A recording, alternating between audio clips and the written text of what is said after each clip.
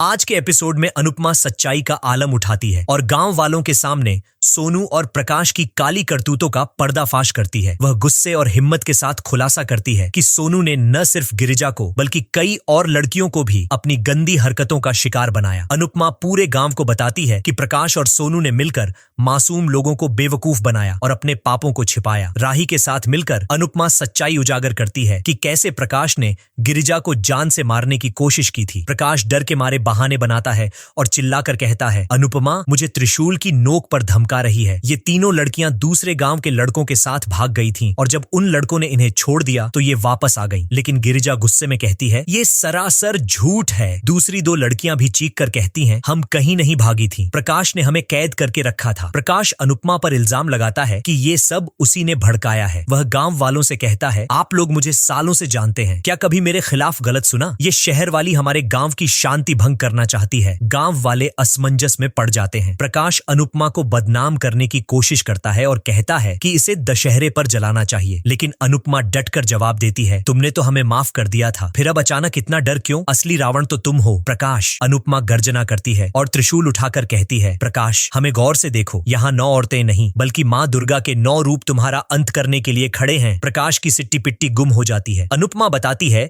कि राही ने प्रकाश के खिलाफ पक्के सबूत इकट्ठे किए थे, जिसके चलते उसने राही को मारने की कोशिश की। राही गांव वालों से कहती है, मेरी हालत देखकर समझ लीजिए कि प्रकाश ने मेरे साथ क्या किया। भारती भी आगे बढ़कर सच्चाई उजागर करती है कि कैसे प्रकाश और सोनू मासूम लड़कियों को बहला फुसलाकर उनका शोषण करते हैं। गिरिजा और सरिता भी इसका समर्थन करती हैं। सरिता कहती है, मैंने अपनी आंखों से इसकी करतूतें देखी हैं। मैं इसे भगवान मानती थी, लेकिन अब समझ आया कि ये दानव है। अनुपमा पूरे जोश में कहती है, प्रकाश को सजा मिलनी ही चाहिए क्योंकि यही असली रावण है। वह गांव वालों को बताती है कि सोनू ने उसके बेटे की हत्या की थी और पैसे के दम पर जेल से बच निकला। अनुपमा कहती है, अगर यकीन न हो तो ऑनलाइन जाकर सोनू की सच्चाई खुद देख लीजिए। गांव वाले इंटरनेट पर सच्चाई देखकर दंग रह जाते हैं। अनुपमा गुस्से में कहती है, जरा सोचिए, एक खूनी को पनाह देने वाला भला कैसे हो सकता है? मेरे बेटे को इंसाफ चाहिए था और उसी ने मुझे आपके गांव तक खींच लाया। राही भी आगे बढ़कर खुलासा करती है कि प्रकाश और सोनू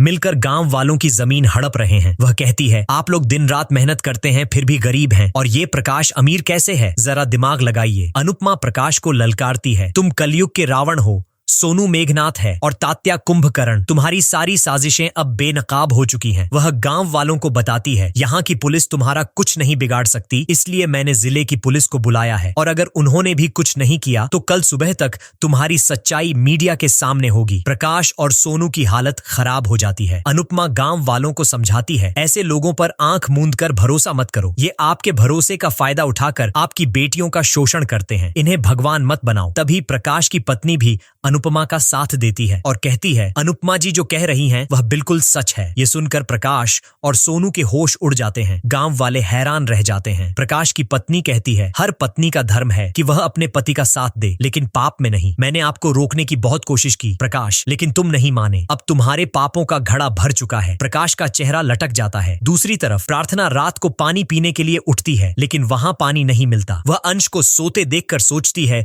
कि उसे परेशान नहीं करना चाहिए। खुद पानी लेने किचन जाती है, तभी उसे चक्कर आता है और पानी की बोतल गिरकर टूट जाती है। प्रार्थना गिरने वाली होती है, लेकिन तभी गौतम उसे बचा लेता है। प्रार्थना गौतम को देखकर घबरा जाती है और जोर जोर से चिल्लाने लगती है। वह कहती है, मुझे छोड़ दो, लेकिन गौतम शांत स्वर में कहता है, प्रार्थना पहले मेरी बात तो सुनो। प्रार्थना के चिल्लाने की आवाज सुनकर सभी दौड़कर किचन में पहुंचते हैं। अंश गौतम पर भड़क जाता है और गुस्से में कहता है, ये क्या कर रहे हो? गौतम सफाई देता है, प्रार्थना कांच पर गिरने वाली थी, उसे चोट लग जाती, मैं बस उसे बचा रहा था। सभी हैरान रह जाते हैं। मोटी बाप प्रार्थना से कहती हैं, तुम अकेले किचन क्यों आई? अंश तुम्हारा ध्यान रखने के लिए रुका है, उसे बुलाना चाहिए था। प्रार्थना जवाब देती है, अंश सो रहा था, मैंने सोचा उसे परेशान न करूं। मोटी बाप ताना मारते हुए कहती हैं, अगर गौतम जी न होते तो आज बड़ा अनर्थ हो जाता। अब तो समझ आया ना कि गौतम प्रार्थना को नुकसान नहीं पहुंचाना चाहते। जिसे उसका ख्याल रखना था वो तो मजे से सो रहा था और जिसे तुम शक की नजर से देखते हो वही उसे बचा रहा है। अनुपमा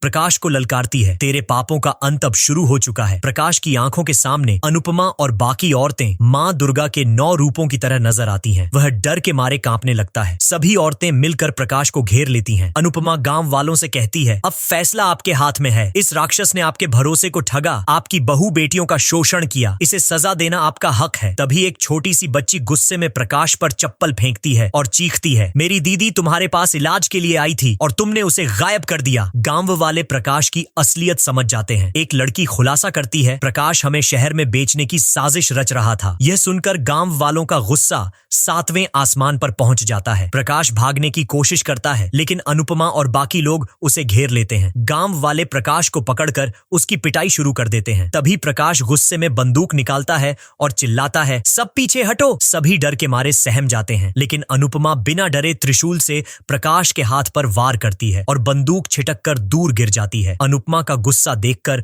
प्रकाश और सोनू थर थर कांपने लगते हैं। अनुपमा को मां दुर्गा का रूप नजर आता है। तभी पुलिस की गाड़ियां सायरन बजाती हुई वहां पहुंचती हैं। इंस्पेक्टर प्रकाश और सोनू को हथकड़ियां पहनाकर गिरफ्तार करता है। अनुपमा इंस्पेक्टर को धन्यवाद देती है और कहती है, इन्हें कड़ी से कड़ी सजा दिलाइए। इंस्पेक्टर जवाब देता है, हमें इनके काले कारनामों की खबर थी, लेकिन कोई शिकायत न करने की वजह से हम बेबस थे। आपने हिम्मत दिखाई, इसके लिए आपका शुक्रिया। अनुपमा कहती है, लोग भूल जाते हैं कि बुराई का अंत तय है, चाहे वह कितनी भी ताकतवर क्यों ना हो। पुलिस प्रकाश और सोनू को जीप में डालकर ले जाती है। अनुपमा को सुकून मिलता है और गांव वाले उस पर फूलों की बारिश करते हैं। अनुपमा उन्हें रोकते हुए कहती है, ऐसा मत करो, किसी इंसान को भगवान समझने की भूल मत करना। भगवान एक है, लेकिन शैतान हर इंसान के अंदर छिपा हो सकता है। हमें अपने अंदर के रावण को जलाना है। प्रकाश की पत्नी अनुपमा को तीर कमान थमाती है और कहती है, आज रावण दहन आपके हाथों होना चाहिए। गांव वाले भी इसका समर्थन करते हैं। अनुपमा तीर पर आग लगाती है और रावण के पुतले को जलाती है। सभी खुशी से झूम उठते हैं और जय श्री राम के नारे गूंजने लगते हैं। अगले एपिसोड में देखिए, राही बताती है कि उसने किस तरह एक अनजान शख्स की मदद से अनुपमा को बचाया था। अनुपमा राही से कहती है, अनुज, हम दोनों के दिलों में आधा आधा बसता है, क्या हम मिलकर उसे पूरा कर सकते हैं? राही अनुज को याद करके भावुक हो जाती है और अनुपमा से गले लगती है। अंत में दोस्तों, आज का एपिसोड था सच्चाई की जीत और बुराई के अंत का। कमेंट में बताएं कि आपको यह एपिसोड कैसा लगा। डेली अपडेट्स के लिए वीडियो लाइक करें और सब्सक्राइब करें।